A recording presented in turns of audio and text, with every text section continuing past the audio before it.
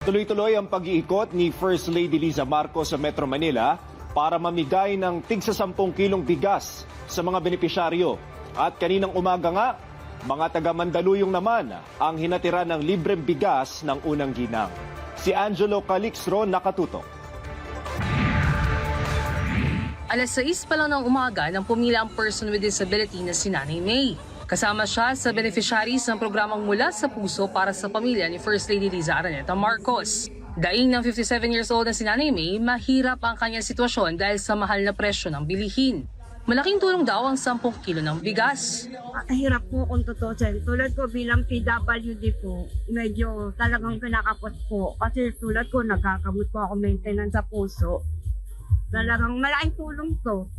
Yung ganitong pagbibigay ng mga bigas, malaking tulong na po sa amin yun.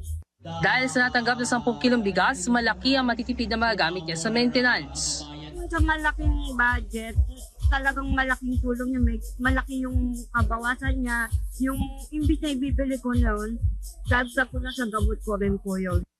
Maaga rin pumila si Tatay Nolito para makakuha ng 10 kilong bigas. Malaking bagay na po kasi tatlo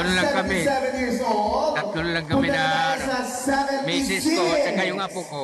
Nakasawa na kasi yung mga anak ko. Salamat po sa ayuda na binigay sa ating gobyerno.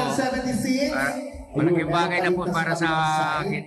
Ilan lamang si Nanay May at Tatay Nolito sa 3,100 na beneficiaries na nabigyan ng 10 kilong bigas. Sa ilalim yan ng programang Mula sa Puso para sa pamilya ni First Lady Liza Araneta Marcos. We cannot eradicate poverty 100%.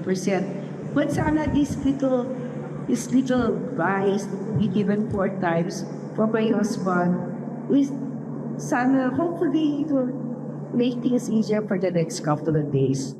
Malaki ang pasalamat ng Mandaluyong LGU sa tulong na binigay ng pamahalaan. Sana po mapagpatuloy ang programang ito. Sana po madagdagan pa ang pondo kasi kitang-kita po natin na ito'y umaabot po sa lahat ng mga lokal na pamahalaan sa ating bansa, mga lalawigan, mga lungsod, mga bayan.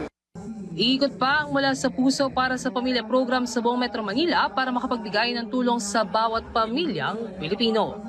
Angelo Calixro, IBC News.